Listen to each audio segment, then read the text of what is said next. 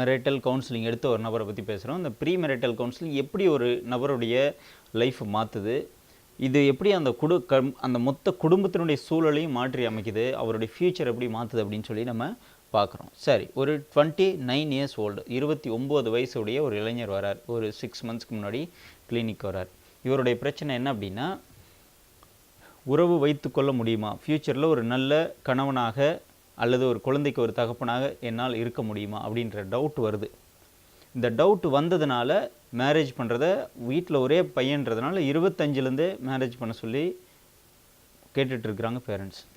ஆனால் இவர் சில காரணங்களை சொல்லி அப்படியே அவாய்ட் பண்ணி 29 வரைக்கும் ட்ராக் பண்ணி கொண்டு வந்தாச்சு. சரி, இவருக்கு ஏன் அந்த டவுட் வந்துச்சு? தான் வந்துட்டு ஒரு கணவனாக செயல்பட முடியுமான்ற சந்தேகம் எந்த பாயிண்டில் அவருக்கு வருது அப்படின்னா, இவருக்கு வந்துட்டு 17 வயசுலேருந்து மாஸ்டர்பேஷன் ஹேபிட்ன்ற சுயன்பு பழக்கம் இருக்குது. ஸோ இந்த பழக்கத்தின் மூலமாக ஏற்படக்கூடிய அந்த உடல் சோர்வு, டயர்ட்னஸ், இதையெல்லாம் வச்சு டிவியில் வரக்கூடிய ஒரு சில விளம்பரங்கள், சுயன்பத்தை பற்றி பரப்பக்கூடிய பொய்யான தகவல்களை கேட்டுட்டு ஆட்டோமேட்டிக்காக அவர் என்ன பண்ணுறாரு அப்படின்னா, ஒரு ஹாஸ்பிட்டல் போகிறார். இப்போ ஹாஸ்பிட்டல் கிடையாது, ஒரு விளம்பரத்தில் வரக்கூடிய இடம் போகிறார். போனோடனே அவங்க என்ன பண்ணுறாங்க அப்படின்னா, இந்த கையை மட்டும் பிடிச்சி பார்க்குறாங்க, அந்த பல்ஸ் பார்க்குற மாதிரி கையை பிடிச்சி பார்க்குறாங்க.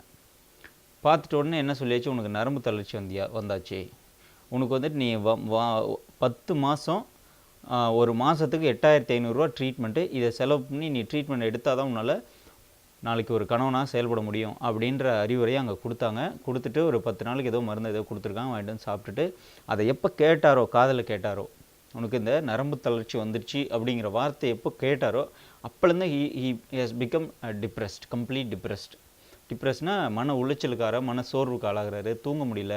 அன்னைக்கு வரைக்கும் நல்லா தான் இருக்கார். அது கேட்டதுலேருந்தே வந்துட்டு அவர் ஸ்ட்ராங்காக அது பதிஞ்சிருச்சு, நமக்கு ப்ராப்ளம் இருக்குது, நம்மளால் வந்து இனிமேல் நம்ம மற்றவங்க மாதிரி நம்மளால் இருக்க முடியாது அப்படின்றது, நம்ம லைஃப் அவ்வளோதான் அப்படின்ட்டு அவர் ஒரு முடிவுக்கு வந்துடுறார்.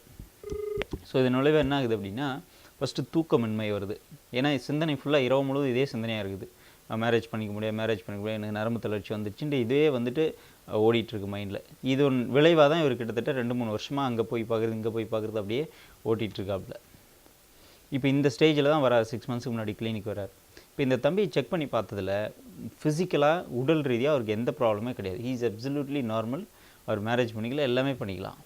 சைக்கலாஜிக்கலாக ஒரு பெரிய விதைக்கப்பட்டிருக்கு. என்ன விதை அப்படின்னா, சும்மா போய் மூஞ்ச பார்த்தோன்னே இப்படி கையை பிடிச்சி பாருங்க, ஒரு நரம்பு தளர்ச்சி, இப்படியெல்லாம் டயக்னோஸ் பண்ணவே முடியாது. நாடி பரிசோதனை அப்படின்ட்டு ஒரு மிகச்சிறந்த அறிவியல் பூர்வமான ஒரு ஆய்வு முறை தான். அது பழங்காலத்தில் சித்த மருத்துவத்தில் பின்பற்றி வந்த ஒரு அற்புதமான பரிசோதனை முறை. ஆனால் இன்றைக்கி அதை விட அதை வந்து காம்பீட் பண்ணுற மாதிரியே நிறைய டெக்னாலஜிஸ் இன்றைக்கி இருக்குது, டயக்னோஸ்டிக் வேல்யூவேஷன்ஸ் இருக்குது. அதை தான் நம்ம டிபெண்ட் பண்ணி பல ட்ரீட்மெண்ட் பண்ணுறோம். அதே சமயத்தில் இந்த நாடி பரிசோதனை சும்மா கை வச்சு பார்த்த உடனே உங்களுக்கு ஒரு 100% டயக்னோஸ் பண்ணுறதுக்கான ஆட்கள் இங்கே கிடையாது. ஸோ அதனால் தயவு செஞ்சு அந்த மாதிரியான விஷயங்களுக்கு வந்து உங்களை உட்படுத்தி கொள்ள வேண்டாம்.